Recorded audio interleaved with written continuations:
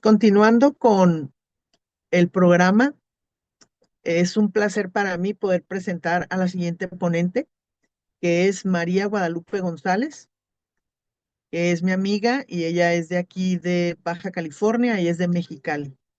Ella va a presentar la tanatología, una experiencia de vida. Ella tiene maestría en tanatología, licenciatura en enfermería y obstetricia, es especialista en el área quirúrgica perioperatoria, laboró 39 años en la Secretaría de Salud, es docente en la Escuela de Medicina de la Universidad Xochicalco, Campus Tijuana, Baja California, es miembro de la Asociación Latinoamericana de Cuidados Paliativos, docente colaborador de diplomados, revisor de tesis en el área de tanatología. Continuando con el programa, es un placer para mí poder presentar a la siguiente ponente, que es María Guadalupe González, que es mi amiga y ella es de aquí de Baja California y es de Mexicali. Ella va a presentar la tanatología, una experiencia de vida. Ella tiene maestría en tanatología, licenciatura en enfermería y obstetricia, es especialista en el área quirúrgica perioperatoria, laboró 39 años en la Secretaría de Salud, es docente en la Escuela de Medicina de la Universidad Xochicalco, Campus Tijuana, Baja California. Es miembro de la Asociación Latinoamericana de Cuidados Paliativos, docente colaborador de diplomados, revisor de tesis en el área de tanatología. Continuando con el programa, es un placer para mí poder presentar a la siguiente ponente, que es María Guadalupe González, que es mi amiga y ella es de aquí de Baja California y es de Mexicali. Ella va a presentar la tanatología, una experiencia de vida.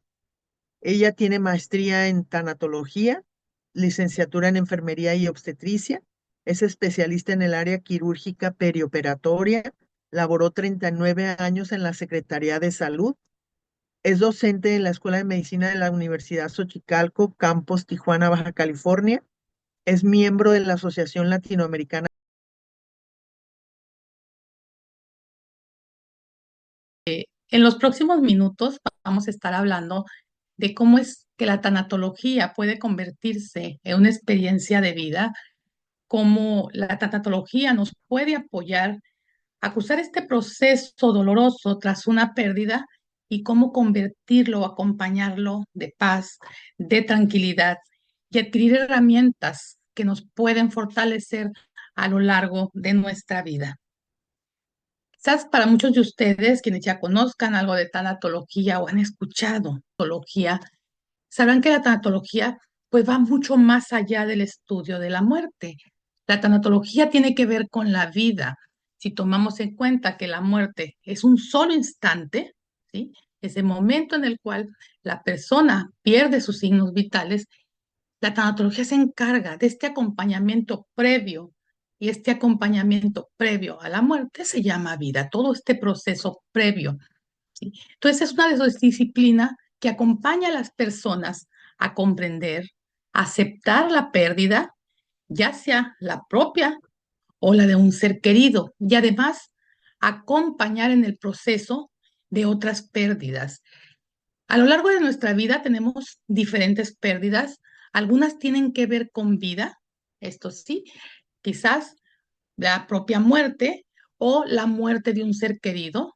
Tenemos también otro tipo de pérdidas que tienen que ver con la vida, pero no necesariamente con la muerte. Es decir, aquellas en las cuales a lo mejor pierdo un miembro, pierdo un órgano y también tienen que ver con la vida. Aquellas otras que tienen que ver con bienes materiales, en lo cual puede ocasionar un gran impacto, quizás el perder mi casa, quizás el perder mi auto, ¿sí? Y provocan un impacto que me va a hacer vivir un proceso de duelo y en el cual muy probablemente, dependiendo del impacto, sea necesario también tener un acompañamiento. Existen otras que tienen que ver con el estatus, es decir, hoy me jubilé, pierdo el estatus de trabajador que yo tenía dentro de mi trabajo. Eh, Aquellas que tienen que ver, por ejemplo, con emociones, con valores, en el cual se puede tener un matrimonio y hay una disolución del vínculo matrimonial y empieza una serie de emociones que nos van a afectar, ¿sí?, durante este proceso. El quizás la separación de algunos amigos también afectan en este proceso y aquellas pérdidas que tienen que ver con los roles, que muchas veces se nos olvidan, que también el rol que estemos representando en este momento o que estemos viviendo en este momento nos va a afectar. Por ejemplo, una persona que está en un vínculo matrimonial, hay una disolución de este matrimonio y cambia el rol que estaba viviendo. Deja de ser la esposa o el esposo para convertirse en una persona divorciada. Está jugando, ya está viviendo otro tipo de rol. Y por supuesto que a veces nos cuesta trabajo adaptarnos a estos nuevos roles que empezamos a vivir.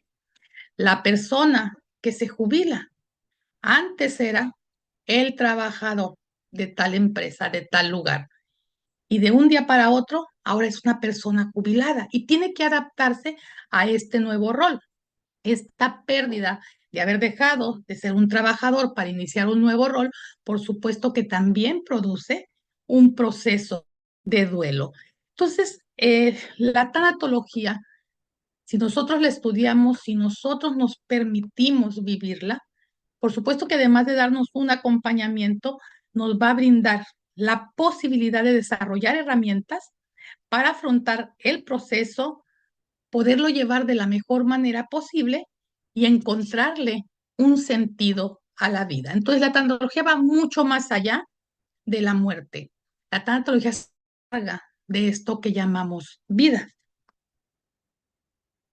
Siempre me preguntan, ¿cómo es que mi inicio en el acompañamiento a personas al final de la vida? ¿Cómo es que empecé y por qué desde muy joven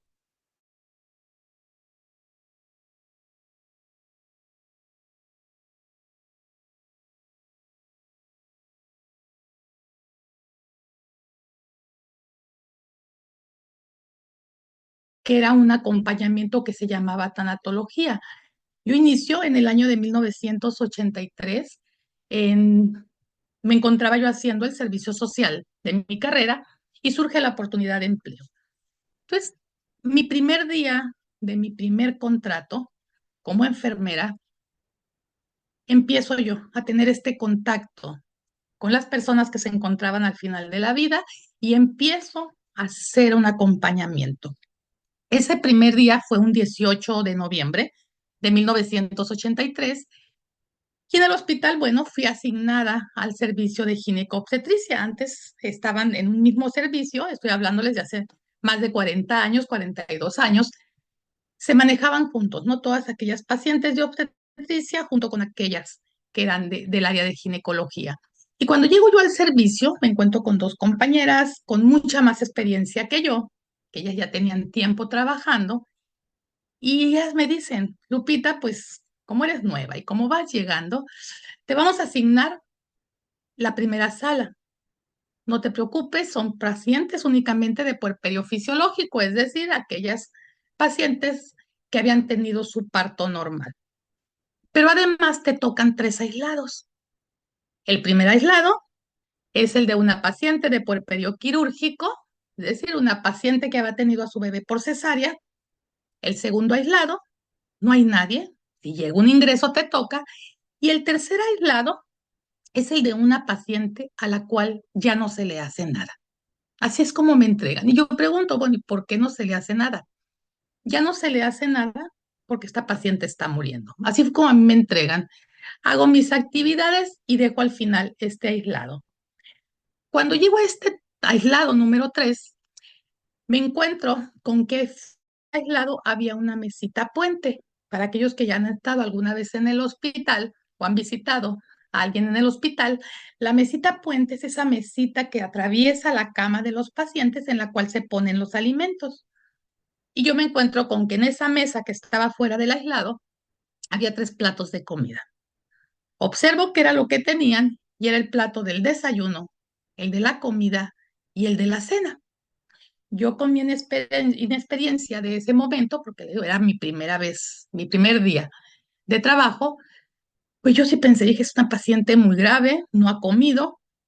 Ese 18 de noviembre hacía muchísimo frío, fue la temporada de invierno aquí en la ciudad, muchísimo frío. Cuando yo abro la puerta de ese aislado, lo que a mí me recibe es una ráfaga de aire helado. Era un congelador ese cuarto. Y me sorprende porque lo primero que yo veo en ese cuarto es a una chica prácticamente de mi edad, Marisela, le vamos a poner. Marisela era una paciente de 19 años con un diagnóstico de cáncer cervicuterino. Y esta chica estaba de pie en su cuarto, completamente desnuda, con una delgadez extrema, y ella se sostenía de la otra mesa de puente que estaba dentro de su habitación. De inmediato observo que la ventana estaba abierta, por lo tanto entraba mucho aire, mucho frío a la habitación. Marisela temblaba, no sé si de tanto frío, no sé si por la delgadez, no sé si de hambre, pero ella estaba temblando dentro de esa habitación. La observo rápidamente y vi que por entre sus piernas se escurría un líquido verde. Veo el piso de su habitación y veo que ese líquido estaba por diferentes zonas de su cuarto, algunas manchas secas, otras a medias y otras frescas. De inmediato me di cuenta que así como no había entrado comida a esa habitación, tampoco nadie había entrado a hacerle la limpieza de ese cuarto. Te estoy hablando que esto ocurrió hace más de 42 años, no hace 42 años. Eran otros tiempos probablemente. Y en el momento que yo intento vestir a Marisela para poderla subir a su cama, ponerle una bata, subirla a su cama, Marisela me dijo cinco cosas que siempre me acompañaron a lo largo de mi carrera y que siempre me han acompañado a lo largo de toda la vida y que me enseñaron que con un paciente que se encuentra al final de la vida, con una persona que se encuentre sufriendo, siempre hay algo que hacer. Marisela lo primero que me dijo fue, qué bueno que entraste, abriendo sus ojos enormes. Qué bueno que entraste. Eso me indicó que hacía tiempo que nadie entraba al cuarto de Marisela. La segunda, no sé qué me pasa. Marisela se estaba muriendo y nadie le había dicho. Marisela era una chica de 19 años y nadie le había comentado, nadie le había explicado qué era lo que pasaba con ella. Lo tercero que me dijo fue, tengo mucho miedo. Por supuesto que tenía miedo. No sabía qué le pasaba, estaba sola, nadie la visitaba, ni siquiera el personal, ¿no? Entraba a su habitación. Por supuesto que tenía miedo. La cuarta cosa que me dijo fue, quiero ver a mi mamá. A Marisela cuando enfermó, la llevó al hospital su mamá, pero su mamá era de escasos recursos y ella tuvo que cruzar la frontera para irse a trabajar. La dejó sola en el hospital, ¿sí? Y ella deseaba ver a su madre porque ella sentía cómo su cuerpo se iba minando, cómo su cuerpo se iba desgastando y no tenía a nadie querido, a nadie conocido cerca.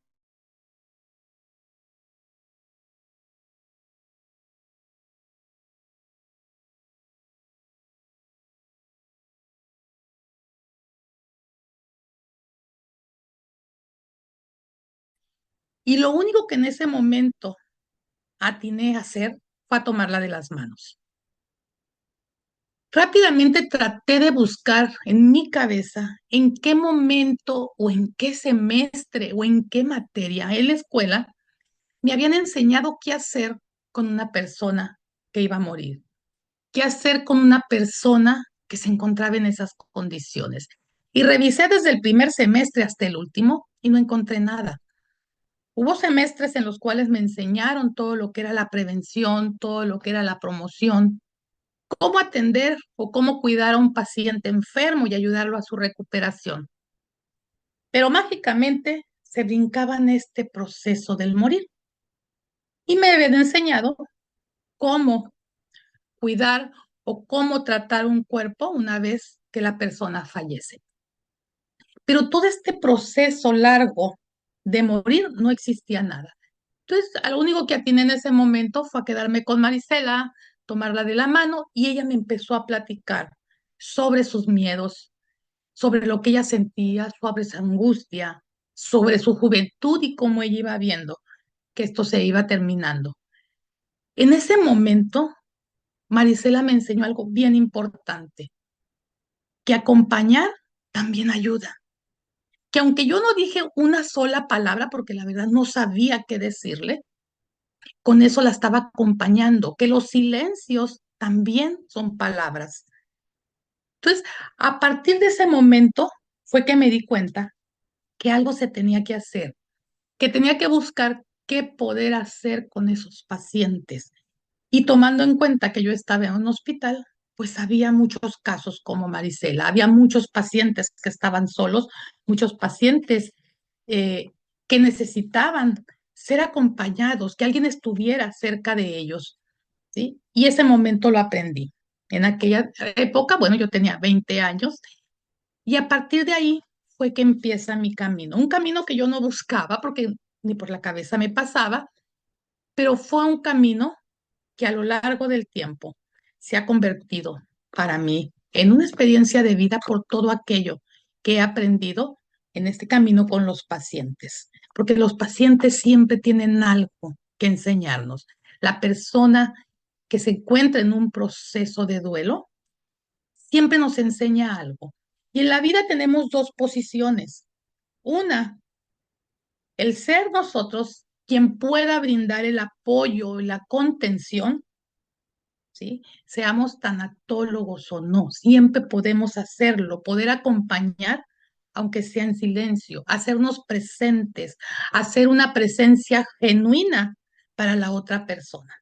Y tenemos a la persona que necesita el apoyo, que necesita la ayuda, ¿sí? Y en ese momento se vuelve, creo que la relación más humana que puede existir entre uno que necesita la ayuda y el apoyo y el otro que está en esa disposición de poderlo hacer.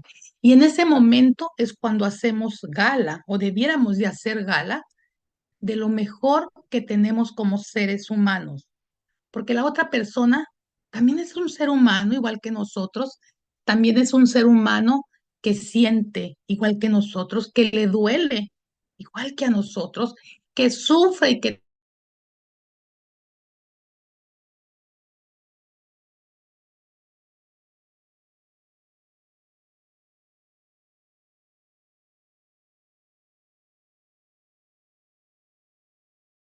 de una manera genuina. Hace poco, y quise traerlo a este momento, una amiga, una compañera muy querida, me envió un escrito, ¿no? Que para ella fue interesante.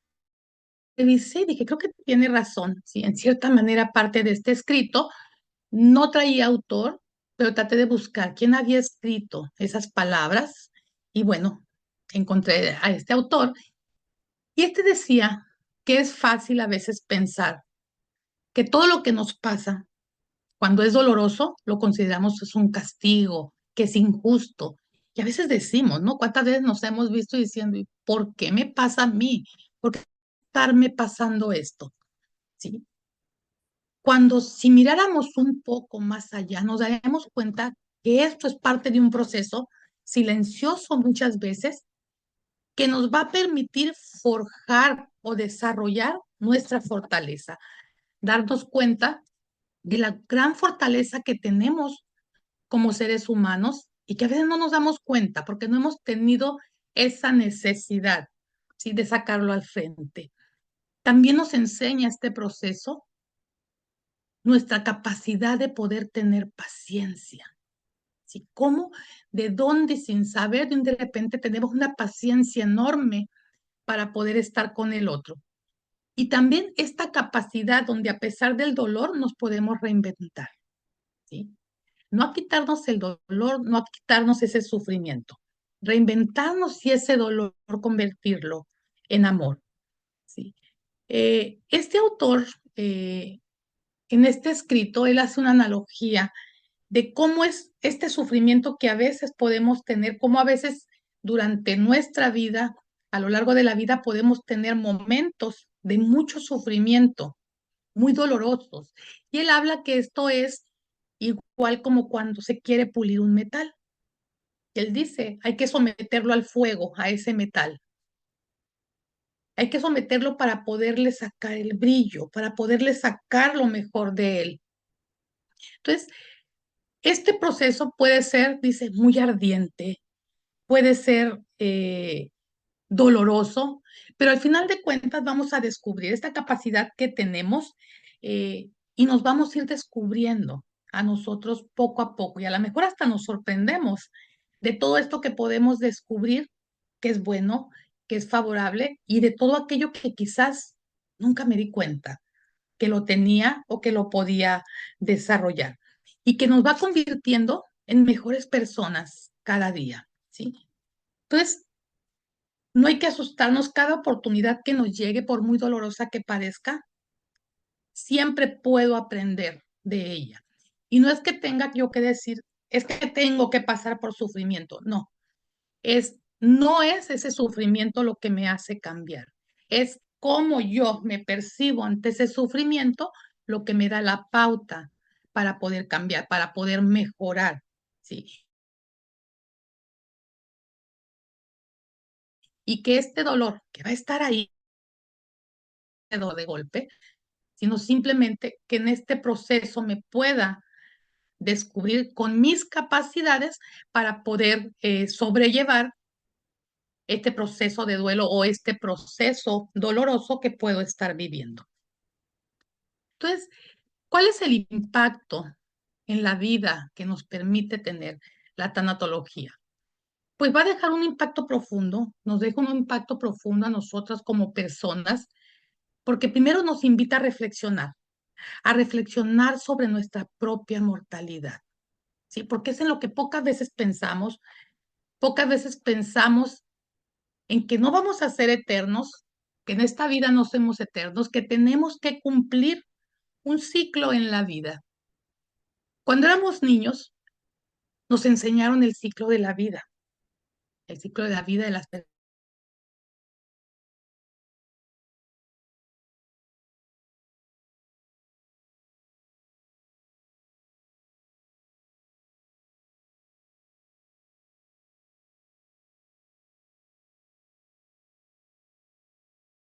la de la muerte, cuando debería de ser algo que nos llenara de satisfacción porque estamos cumpliendo un ciclo, ¿sí?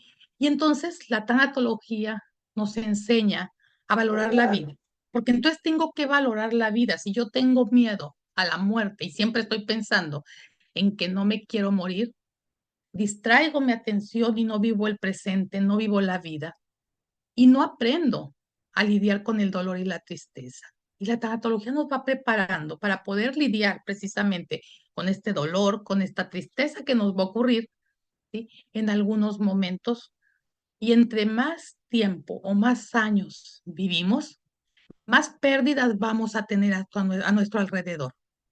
¿Sí? Y tenemos que sacar lo mejor de cada una de ellas. Sí, que cada una de estas pérdidas nos permita transformarnos en mejores seres humanos o a potenciar estas cualidades que como ser humano tenemos y tratar de llevar un proceso de duelo que siempre va a existir de la manera más saludable para integrar esta pérdida que estoy teniendo a mi vida y poder seguir adelante. ¿Sí? Entonces, aceptar la muerte para vivir plenamente. Si yo puedo aceptar que la muerte es parte de mi proceso y que en algún momento voy a morir, pues puedo vivir de una manera más placentera porque voy a empezar a disfrutar todo lo que tengo en este momento que a veces se nos olvida y no esperar hasta que ya me encuentro en el final del camino, en el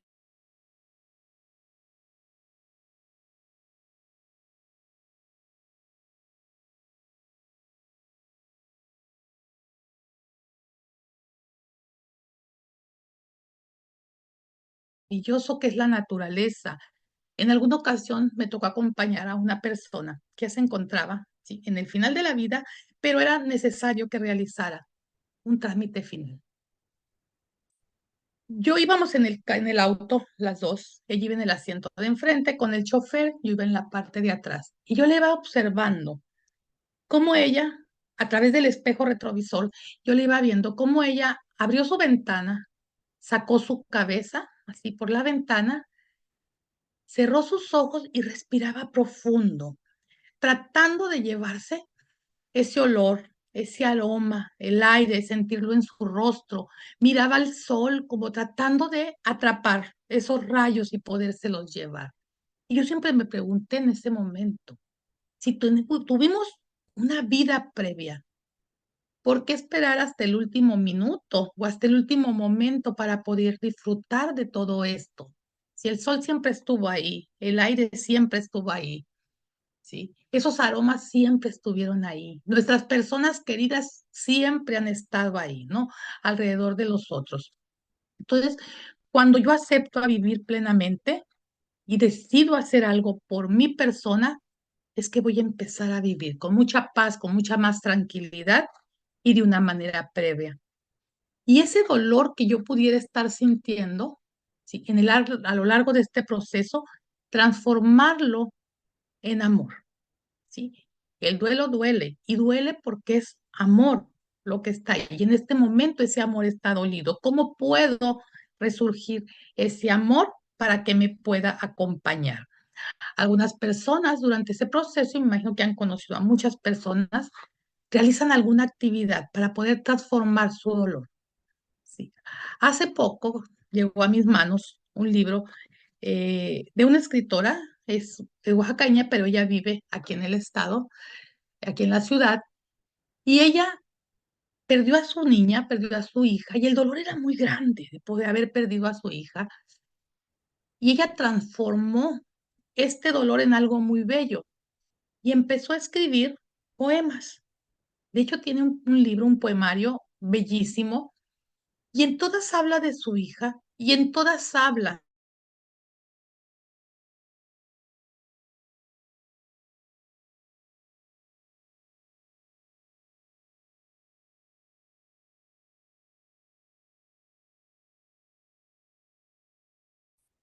y hay poemas donde marca de manera explícita el dolor que como madre está teniendo. ¿Sí? Entonces, hay muchas formas en las cuales podríamos canalizar también ese dolor, ¿sí? Nos llega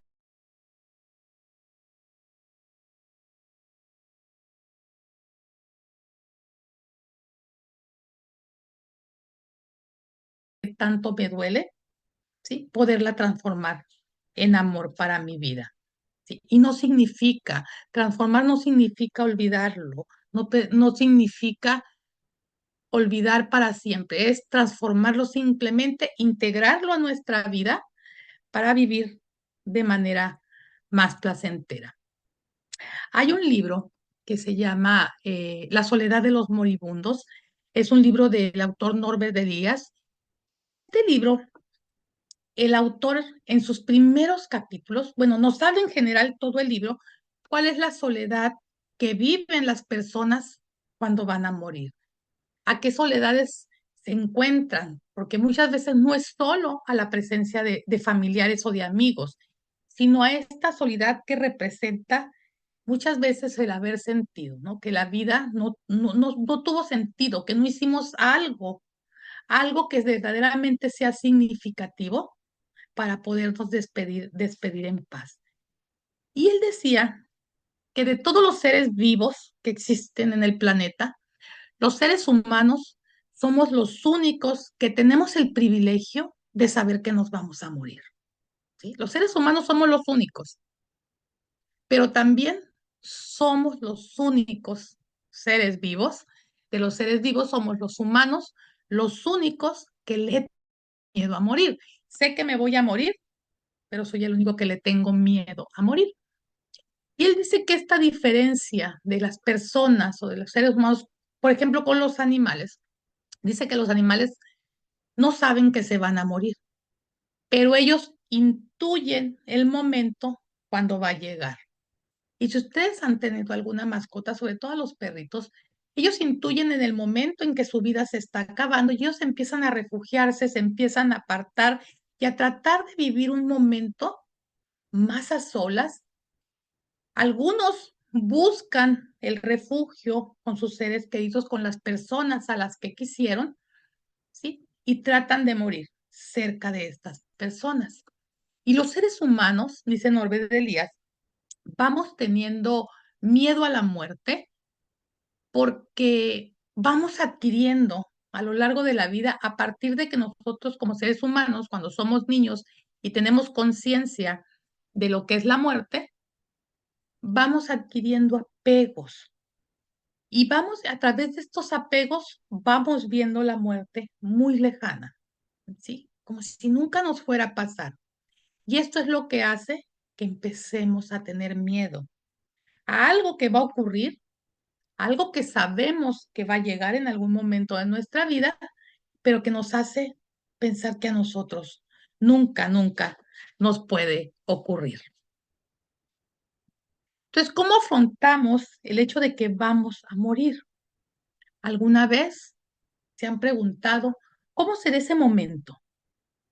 ¿Algún momento, una vez que estén a solas o que estén en plática con su familia, porque eso es bueno platicarlo siempre en familia? ¿Cómo van a afrontar esa muerte? ¿Cómo me voy a sentir, por ejemplo, con mi pareja cuando mi pareja falte? ¿Qué voy a hacer en ese momento? O viceversa, ¿qué va a hacer mi pareja si yo le falto? ¿Cómo va a afrontar la pérdida? ¿Sí? ¿Qué voy a hacer o cómo voy a afrontar si muere un miembro de la familia que sea muy querido, un amigo? ¿Cómo quiero que sean mis servicios fúnebres, por ejemplo? ¿Qué es lo que quiero? ¿Quiero que me entierren, que me sepulten o quiero que me incineren? ¿Alguna vez han platicado con su familia o para ustedes mismos han pensado cómo les gustaría que fuera? Y si fueran a morir, dice la Organización Mundial de la Salud, que, y quizás de con una forma violenta, de una forma muy rápida. El resto, la mayoría, vamos a morir de una enfermedad crónico-degenerativa, una enfermedad que nos va a ir desgastando poco a poco, que nos va a ir debilitando día tras día y que poco a poco nos va a ir acercando a la muerte. ¿Sí? Y nos vamos a dar cuenta que nos estamos acercando a la muerte. Y entonces, ¿cómo me preparo para ese momento? ¿Cómo no tenerle miedo a la muerte? Porque por favor, todos tenemos este miedo a morir, ¿sí? Porque no lo integro a mi vida, no lo integro a parte del proceso de mi vida. Norbert Elias dice, él tiene 4 teorías que dice, cómo los seres humanos afrontamos este momento o la idea, ¿no? de que vamos a morir. Una de ellas es pensar que existe una vida posterior.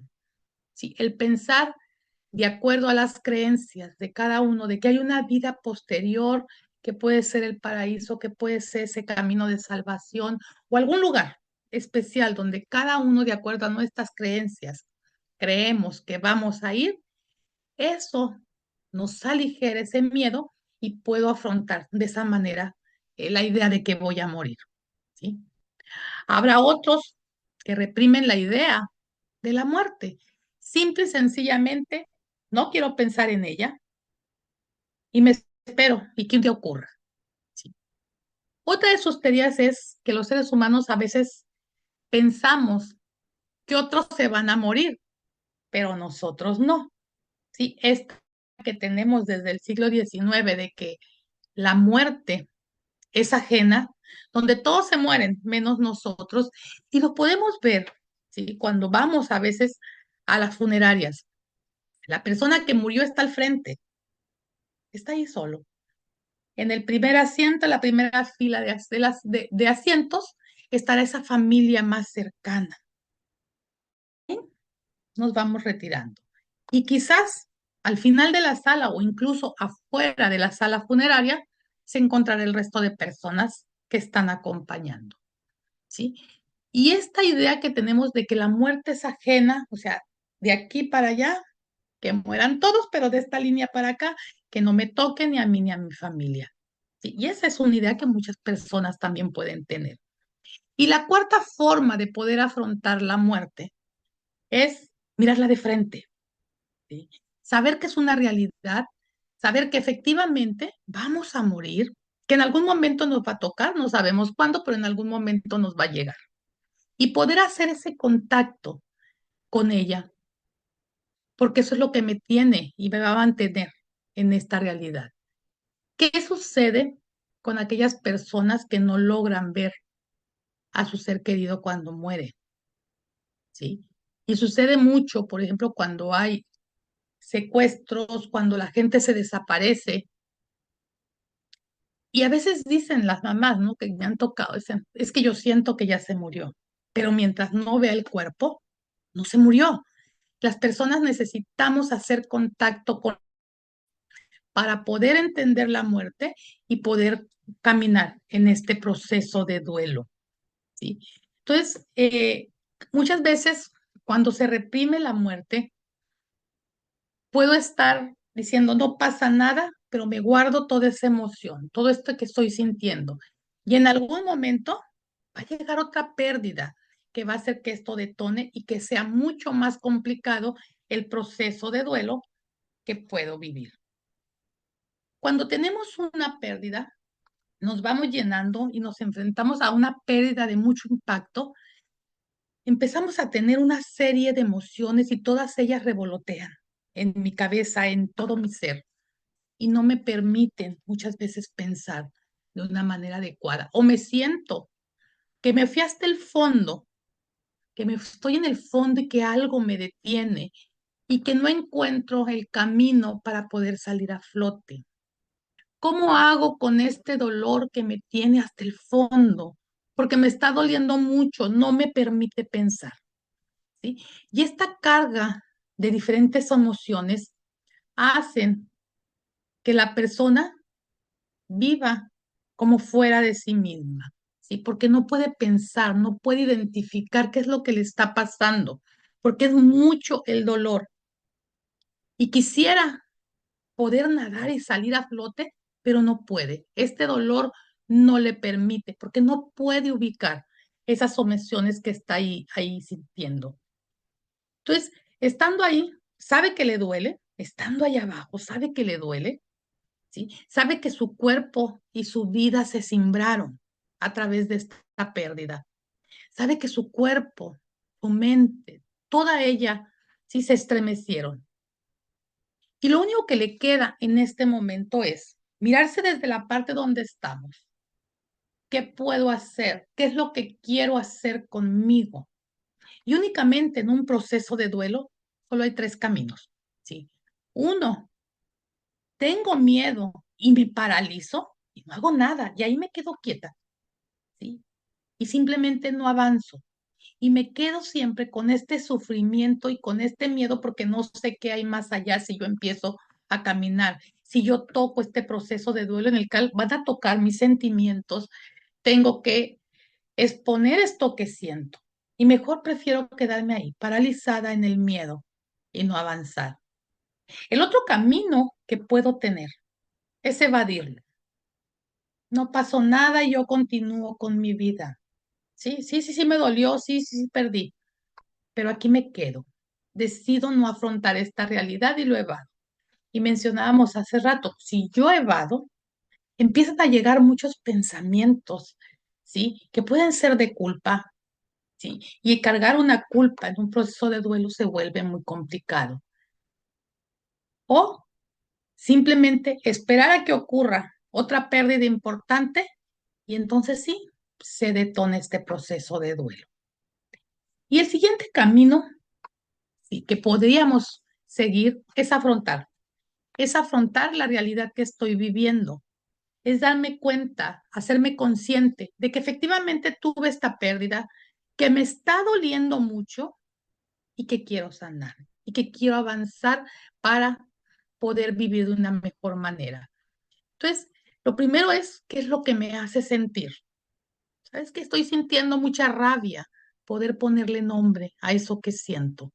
¿Cómo me hace sentir? Pues me hace sentir tan valiente, me hace sentir vacía o tengo mucha tristeza y me hace sentir que no puedo más, que mi cuerpo se atravesó. ¿Qué es lo que estoy sintiendo?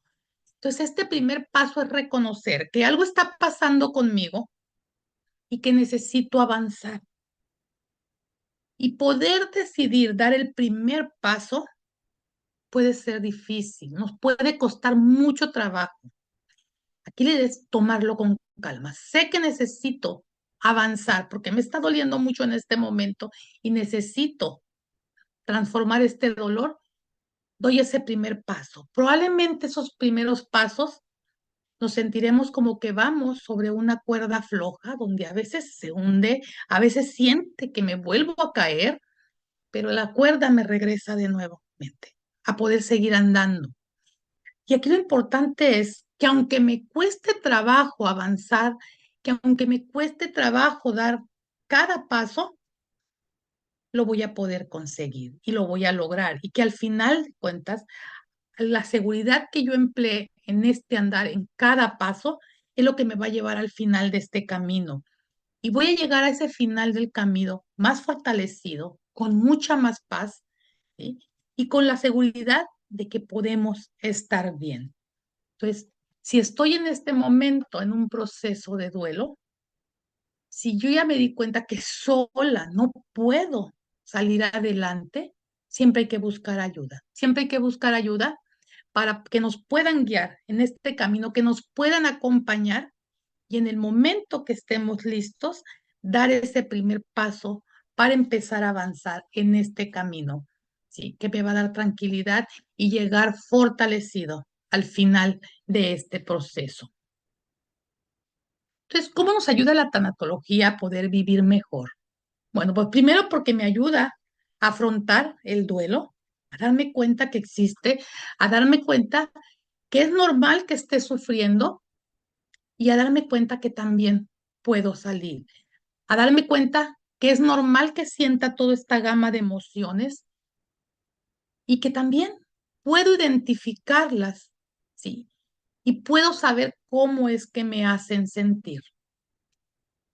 Acompañar a otros en este proceso también. La tatología nos enseña que podemos acompañar a otros, que puedo tener las herramientas para acompañar y que la persona que está siendo acompañada, ¿sí? Pueda tener esta fortaleza y seguridad de que va a haber un camino mejor, ¿sí? Una vez que ella aprenda a manejar estas emociones. Prepararnos para la propia muerte. ¿Cómo me preparo? ¿Cómo me gustaría? A veces, en alguna ocasión, me preguntan, Moni, ¿cómo les gustaría que fuera su muerte? ¿Cómo les gustaría morir? No es grato, porque no, la muerte es injusta, es ingrata, pero ¿cómo me gustaría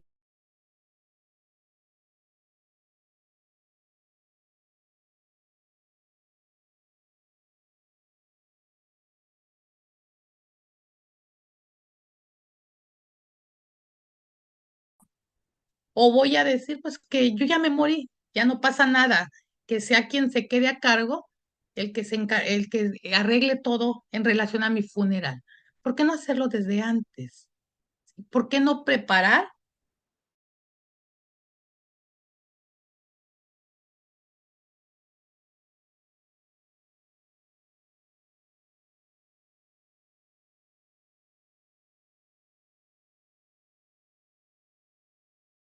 vida? Y luego, pues, encontrar un sentido a la vida, ¿sí? A confrontar la realidad de la muerte, ¿sí? Podremos descubrir lo que realmente importa. O sea, ¿qué es importante de verdad en mi vida? Porque a veces queremos tener tantas cosas, pero ¿qué es lo que realmente me da felicidad? ¿Qué es lo que realmente me da paz? Y poder tener prioridades, ¿sí? Estas prioridades que me van a ayudar a disfrutar, porque no sé cuánto tiempo me quede de vida. Pues quiero disfrutar y que llegado el momento pueda partir con esa tranquilidad de haber hecho lo que quise, de haber vivido de acuerdo a mis recursos y posibilidades al máximo, ¿sí? sin tener que lamentarme en ese último momento de hubiera hecho esto, hubiera hecho aquello, por qué actué de tal o cual manera, por qué no pedí perdón, por qué no otorgué un perdón también. ¿Sí? Entonces, llegar a confrontarse en este final de la vida y muchas veces para los pacientes que me ha tocado acompañar durante este último momento de la vida, y a veces me decían, porque muchos de ellos se encuentran solos, ¿sí? Muriendo en una cama de hospital. Y me decían, creo que me equivoqué en tantas cosas porque hice esto o dejé de hacer aquello con mi familia. Y yo creo que ahorita es un buen momento, ahorita tenemos vida, es un buen momento de revisar qué es lo que hemos hecho, hay algo que puedo mejorar de eso que hice o todo estuvo bien, está perfecto. ¿Sí? Y que sobre todo, ¿qué me gustaría para mí en el tiempo que me quede de vida? El que sea, que si mañana mismo muriera, puedo irme y partir tranquilo, partir en paz y dejar a mi familia también con esa paz y esa tranquilidad de haberme conocido, cuando menos de que me hayan conocido, ¿no? ¿Qué aporto a mi vida? ¿Qué aporto a mi vida para que ésta pueda ser un legado para el resto de mi familia? ¿Cómo quiero, no? Que ser recordado, quizás. Hay un cuento que encontré hace el año pasado y que me pareció bien interesante y que estuve buscando y bueno, dice que este es el cuento del buscador y se le atribuye, ¿no? A Jorge Bucay porque aparece en uno de sus libros y dice que un viajero, así a grandes rasgos, un viajero llegó a un pueblo, ¿no? A un pueblo desconocido y se fue a pasear al cementerio. Y cuando llega al cementerio, llama mucho la atención. En las lápidas únicamente aparecían 8 años, 5 años, 1 año, 12 años, 11 años. Y pues él se preguntó, pues, ¿qué pasará en este pueblo que se están muriendo todos los niños? Que puros niños. Y revisó todas las tumbas y todas tenían edades así, ¿no? Pues tenían así 8 años, tal la edad. Y busca al sepulturero y le pregunta y le dice, ¿sabe qué me llama mucho? Yo no soy de aquí, me llama mucho la atención esto que estoy observando. ¿Por qué se mueren los niños? ¿Por qué en este pueblo se mueren los niños? Yo no he visto a ninguna tumba de ningún adulto. Y el sepulturero le dice, es que aquí no se mide la edad. Aquí lo que se mide son los años vividos. Estos años que fueron vividos con calidad. Todos estos momentos, estos años vividos de felicidad. Y se va sumando. Dice, desde que la persona nace, carga un libro en el cual va anotando cada momento que es feliz y que puede ser 30 minutos, y anota los 30 minutos, 1 hora, un día, y va anotando. Y al final, cuando la persona muere, se suman todos esos momentos. Y esos son los años que nos da. Y eso es lo que se les pone en las lápidas, los años de calidad y de felicidad que tuvieron las personas. Y se me hace como que algo muy bonito. Si nosotros lo tomáramos como ejercicio, como un ejercicio, ¿cuánto tiempo tendríamos hasta ahorita vivido de calidad y con felicidad? Y lo podemos hacer como algo tan sencillo, un día, en un solo día. Hay que anotar mañana a levantarnos y empezar a contar. Desde que yo me levanto, a lo mejor el simple hecho de abrir los ojos y tener vida, ok, ¿cuánto tiempo? Y lo anoto. El poderme llevar alimentos a la boca. Si esto me ocasiona felicidad, lo anoto. El poderme mover, ¿sí? El poder trasladarme de un lugar a otro, me provoca felicidad, lo anoto. Y así, únicamente momentos felices que tengamos durante el día. Todo lo malo, todo lo que me hizo enojar, que si me peleé con mi compañera, con mi vecina, nada de eso lo tomo en cuenta. Simplemente aquellos que me hayan dado felicidad. Y cuento, por supuesto, mis horas de sueño, porque también es un placer, es placentero dormir. ¿Cuántas horas acumularíamos en un día de 24? ¿Sí? Si nos pusiéramos a hacer este ejercicio, y este cuento se me hizo muy bonito, en la forma en que podemos honrar a las personas que mueren, a nuestros seres queridos, o simplemente honrarnos nosotros mismos, ¿sí? midiendo cuánto tiempo de felicidad tengo. Si lo malo ya lo conozco, ya sé que me hace daño, ¿por qué tengo que seguir dándole vueltas a lo malo y a lo que me produce dolor? Si puedo disfrutar de esos momentos de felicidad y de calidad. Hay un cuento, si alguien no lo conoce, es un cuento muy rápido que se llama El pato y la muerte. Y en ese momento, este cuento habla de un patito que vive en su lago muy a gusto, disfrutando feliz, ¿no? De ese lago. Y en eso se le aparece una figura media extraña, y todo ve que lo observa y le dice, ¿y tú qué haces aquí? Y le dice, bueno, es que yo siempre he estado contigo desde que naciste. Y dice, ¿pero quién eres? ¿Eres la muerte? ¿Me voy a morir? ¿Me vas a llevar ya? Y la muerte le dice, no, es que yo estaba aquí acompañándote siempre, yo nunca me he ido. Desde que naciste yo estoy aquí. Y yo estoy aquí por si te enfermas, por si tienes un accidente. Yo aquí estoy. Tú sigue con tu vida, yo aquí estoy tranquilo. Y dice, o sea, yo me puedo encargar de muchas cosas contigo, pero la vida se encarga de tus accidentes y de lo que vayas a tener. Yo no, yo nomás estoy aquí, ¿sí? Para el momento que ocurra. Pasa el tiempo y el patito se empieza a sentir mal, empieza a sentir como la vida se le va yendo y lo empieza a intuir. Y le dice, ¿y ahora sí me vas a llevar? Pues creo que sí, ya va a llegar el momento. Le dice, ¿y mi lago qué? ¿Me llevo mi lago? ¿Qué hago con el lago? No, no te preocupes, el lago se queda ahí, no lo necesitas. El lago formó parte de tu vida, no lo disfrutaste. Quizás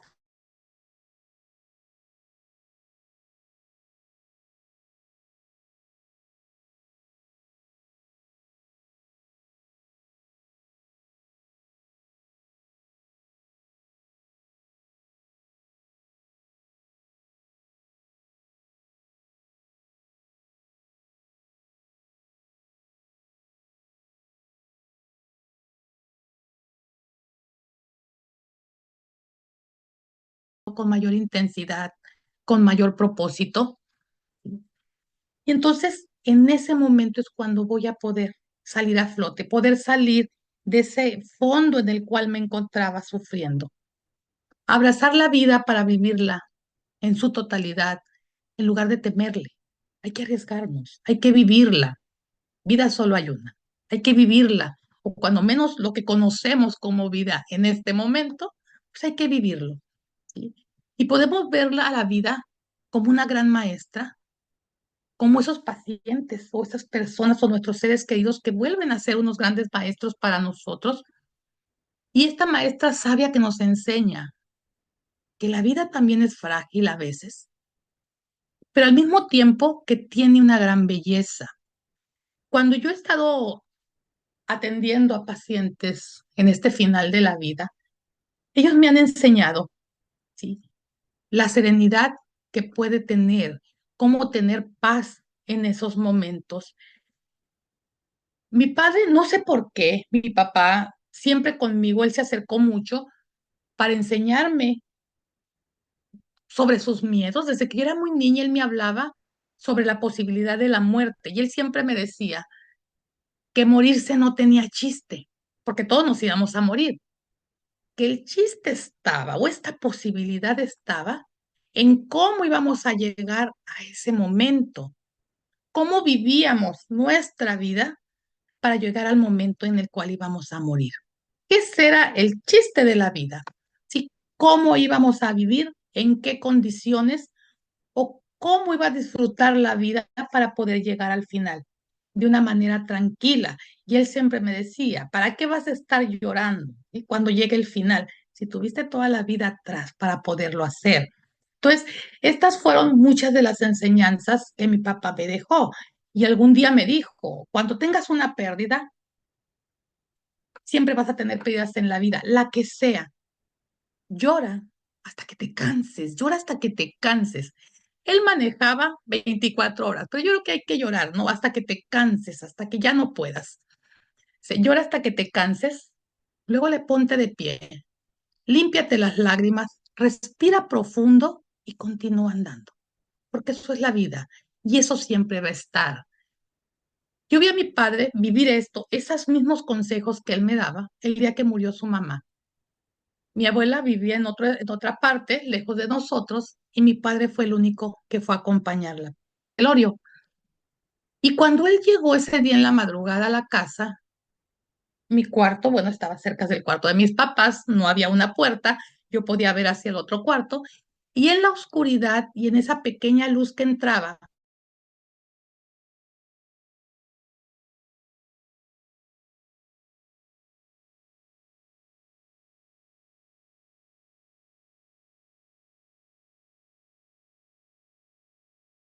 te lo abrazó.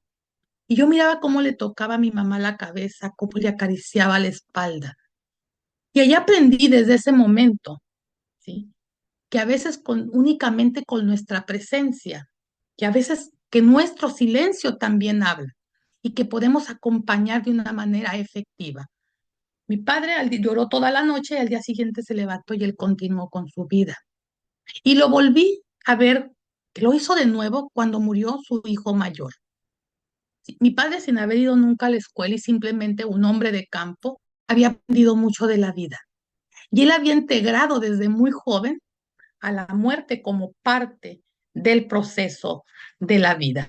Entonces, la muerte siempre nos acompaña desde el momento de nacer. Creo que es lo único que tenemos seguro, ¿sí? Que la muerte va a llegar en algún momento. Entonces, tanatología como una experiencia de vida nos enseña a abrazar la vida con mayor conciencia, a enfrentar la muerte con serenidad, a transformar el dolor en un proceso de crecimiento personal, ¿sí? La persona que va a morir o cuando nos encontramos en el final del camino, nos enseñan a tener paz, nos enseñan a tener serenidad y nos enseñan que ese momento también es valioso y que es importante, pero sobre todo nos enseñan a no temerle, a no tenerle miedo y a tener la satisfacción de haber cumplido, ¿sí? Con su misión en esta vida. Pues bueno, no me queda más que despedirme y invitarlos, ¿sí? A que conozcan la tanatología, a que la vivan también y no solamente esperar a que tengamos un proceso de duelo. Simplemente hay que conocerla y hacerla parte de esta experiencia de vida. Muchas gracias. Pues muchas gracias, agradecemos este gran tema que nos acaba de compartir Lupita González de una experiencia de vida, la tanatología. Y mira que sí, es una experiencia de vida la muerte, que contradictorio, sin embargo, siempre está ahí, como ella dice. Hay algunas preguntas, Lupita, Sí, que me están haciendo por aquí. ¿Qué nos enseña la tanatología sobre la importancia de vivir plenamente antes de morir?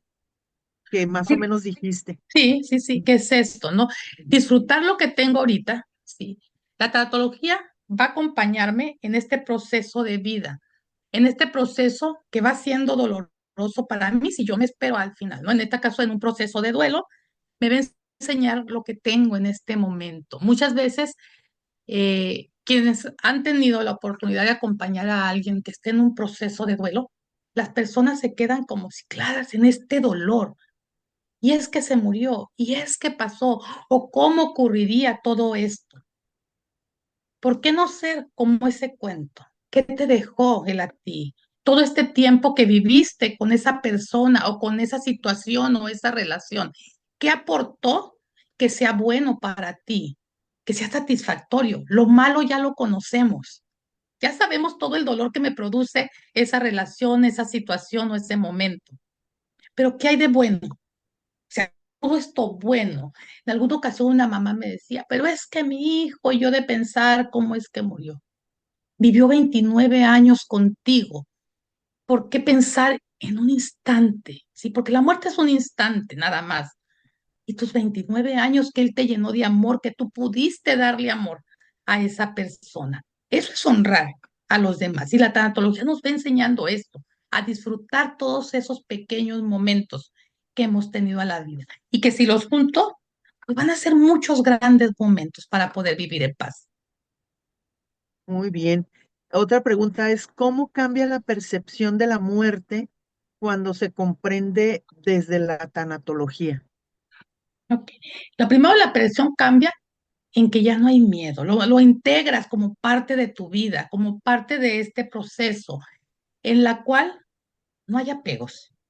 Si donde todo esto que yo quiero ahorita, y allá entra el cuento del patito, si todo esto que yo quiero, no me lo voy a llevar, me voy a llevar las experiencias de los demás, me voy a llevar todo esto, este amor que tengo y del cual me he rodeado, y esta satisfacción de lo vivido. Hay una película mexicana, pero ahorita no recuerdo el nombre exactamente, a lo mejor es una película que ganó como 17 premios, muy famosa, eh, y habla precisamente de la vida, cómo la vivimos con amor, desamor, con enojo, con pleitos, con disgustos, pero sobre todo con muchos apegos. Y la parte importante de esta película es una persona que siempre carga con una silla. Y la silla es tu seguridad, la silla es lo que a él lo representa. Y se nos olvida que nosotros nos representamos por nosotros mismos. Y esta persona, cuando llega el día de su muerte, y va caminando porque tiene esta analogía de una cueva a la cual entran las personas cuando están muriendo, y él va cargando su silla, porque es su pertenencia, es su posesión. Y cuando llega a la puerta de la cueva, le dicen, déjala, acá no la necesitas. Y él cuando suelta esa silla, él se libera. O sea, no vivió la vida por estar cuidando la silla. ¿Sí? Y en ese momento él se liberó para poder entrar y poder disfrutar, a lo de acuerdo a su creencia, lo que venga después. Yo no me acuerdo de la película Macario, ¿te acuerdas? Ah, ok, Película sí, mexicana que evadía la muerte y le sacaba la evadía. vuelta y tiene muchas enseñanzas también esa Sí, película. sí, Mira, hay sí. otra pregunta de ¿por qué muchas culturas la muerte, por qué en muchas culturas la muerte sigue siendo un tema tabú y cómo puede la tanatología ayudar a abrir estos espacios a un diálogo? Sí, mira, sigue siendo un tabú y aún en aquí, en la actualidad, porque por la forma como se ha transformado el concepto de muerte a lo largo de la historia, ¿sí? Cuando antes mirábamos la muerte como una muerte colectiva, en la cual la persona podía morir en su casa, rodeado de la familia, y era algo normal, era integrada, la muerte estaba integrada, ¿sí? Al proceso de vida. Luego después empezamos a ver cómo esta muerte personal, en la cual el único interesado era el que se iba a morir, ¿sí? Y entonces la persona ya no moría rodeado de la gente que quería, moría solo en su cuarto. Y únicamente la persona que se encargaba de hacerle su testamento, su papel de vida, era el que entraba con él. Y a partir más o menos como del siglo XIX cambió de nueva cuenta este concepto, en el cual la muerte ahora se ve lejana. Por eso le tenemos miedo. Sí, y ahora Ujú, entró que se muera no de allá, pero de esta rayita para acá, ujú. que no pase la muerte. Fíjate, déjame platicar así rápido, si hay tiempo, una historia así rapidita y que ocurrió en mi familia y en mi entorno de vivir. Hace ya varios años, en la colonia o en la calle donde vivían mis padres, pues ya eran puras personas mayores. Ellos fueron los fundadores de esa colonia, de esa calle. Y todos los viejitos se conocían, todas eran puras personas mayores. Se muere primero el que vivía frente a la casa de mi papá. Y todos, oh, se murió Don Chuy, se murió Don Chuy, ¿no? Al poco tiempo se muere el de la casa de al lado. Y curiosamente se fueron muriendo así, en caminito. Empezó enfrente y se fueron. Llega a la esquina y empieza a dar la vuelta y se empiezan a morir, ¿sí? Así dando la vuelta. Un vecino de mi papá y mi papá dijeron, porque digo, lo platicaban ellos así, ahí viene la muerte, ya nos va a alcanzar. Y mi papá y el otro señor se fueron, nada más cruzaron la línea, pues sí, la línea estaba a 2 cuadras de la casa, ¿no? Pero ellos cruzaron la línea y se fueron a vivir a Estados Unidos con sus hijos respectivamente, ¿no? Entonces mi mamá cruzaba, visitaba a mi papá, le llevaba comida todos los días, pero él estuvo allá. Mi papá se estuvo 3 años porque no quería que la muerte le llegara. Y curiosamente, pues tú conoces la historia, cuando llega mi papá a la casa, al poco tiempo se murió. El vecino dijo, no, yo no me regreso. Y él siguió en Estados Unidos. Al tiempo, pues necesitaba vender su casa y tuvo que regresar a esa calle y al poco tiempo muere. ¿Sí? Entonces, por más que escapemos, la muerte siempre nos va a encontrar. ¿Sí? Nos va a encontrar en el lugar donde estemos, disfrazada de muchas formas. Entonces, aquí hay un cuento, de hecho, algo así parecido de Jorge Bucay, en el cual él habla, ¿no? De unos mineros que quedaron atrapados y que los únicos que se murieron fueron los que sí estaban midiendo el tiempo. Los demás que no sabían el tiempo, todos se salvaron, ¿no? Los únicos que sabían cuánto tiempo llevaban atrapados fueron los.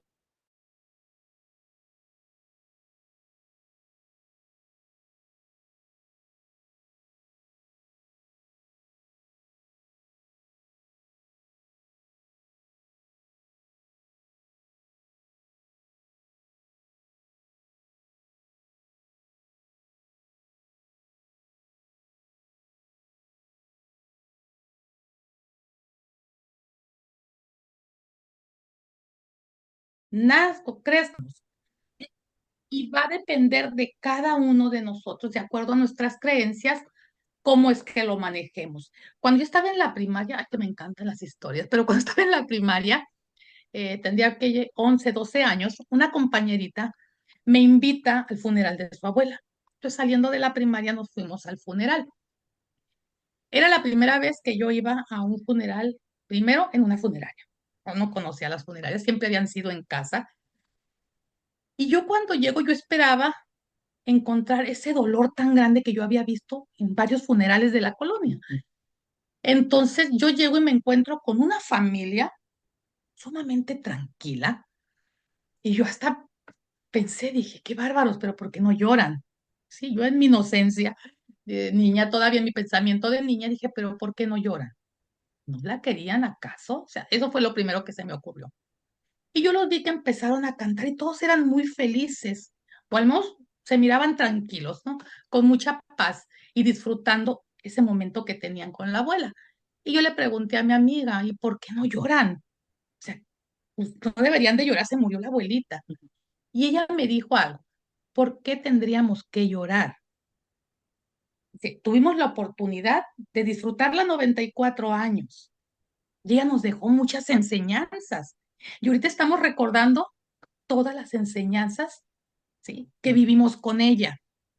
Y segundo, de acuerdo a la creencia que ellos tenían, dice, ella ya llegó con ese ser superior en el que ellos creían. Y ella ya llegó, ella ya completó su ciclo. ¿Por qué tendríamos que llorar? Entonces sí fueron muchas cosas que digo, yo creo que la vida ya me tenía este camino a mí marcado, porque nunca me hubiera ocurrido. Y yo empecé muy joven, a los 20 años, y empezar a acompañar a las personas, cuando todavía no sabía ni cuál era mi vida, ¿no? A los 20 años, empezar a acompañar a alguien más en este proceso. Entonces yo creo que lo que hace falta es esto, ¿no?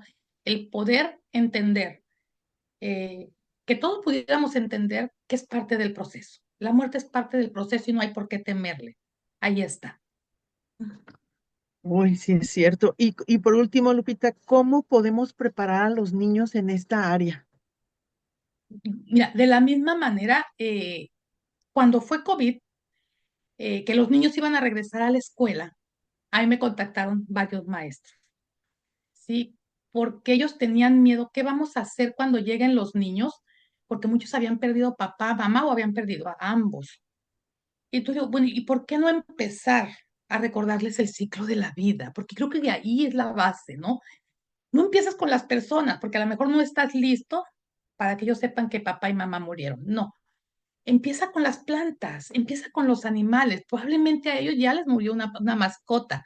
Y empieza con ellos. ¿Cómo es el ciclo de la vida? Y empezar a hablar de esto para que ellos lo integren de una manera más natural. ¿Sí? Y fue lo que hicieron muchos maestros, empezar a trabajar de esta manera.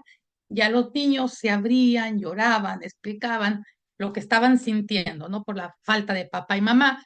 Y bueno, los maestros pudieron ser parte de este acompañamiento con los niños. Entonces, con los niños son los más sensibles, los niños no tienen miedo, no tiene los miedos ni los apegos que tenemos nosotros. A los que nos da miedo es a nosotros, a los niños no.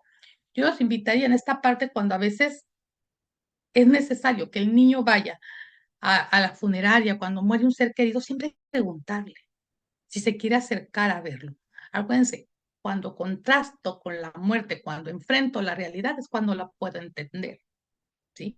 Y si el niño lo desea, adelante, acompañarlo, ¿no? Siempre acompañado de este adulto, pero nunca negarle la posibilidad si es que el niño lo quiere hacer, como tampoco nunca forzarlo a que lo hagan. En esas pláticas que yo tuve con estos maestros, había uno, él era el director de la escuela y él me decía, cuando murió mi papá, no me dejaron verlo. Es más, ni siquiera me llevaron a la funeraria. Y yo tengo ahorita 45 años y tengo esta necesidad. Si yo lo hubiera visto, hubiera entendido que él había muerto. Sí, entonces los que tenemos miedo somos los adultos.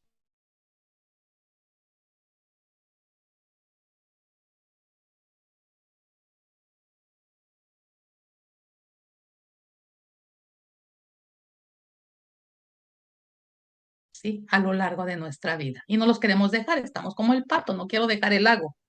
Mm. Ujú, Es cierto. Ay, qué interesante. Muchas gracias, Lupita. Qué interesante de veras todo lo que tu vasta experiencia nos has compartido es mucha y con esa facilidad de palabra que tienes para que nosotros podamos entenderte y poder aplicarlo a nuestra vida, pues también y poder entender a las demás personas, porque a veces no entendemos, así ujú, como en el funeral donde no lloraban y dices, Ojalá que pudiéramos ser así, ¿verdad? Pero siempre hay, bueno, siempre tenemos eso, a lo mejor de que no vamos a ver a la persona. Se calma mucha gente en algunas partes o en algunas religiones donde dicen nos vamos a ver en alguna ocasión después, ujú, allá en la segunda vida o en el cielo, o no sé cómo dice la ujú, gente. Y esa es la esperanza que la gente tiene y ujú, por la que deja de llorar, ¿verdad?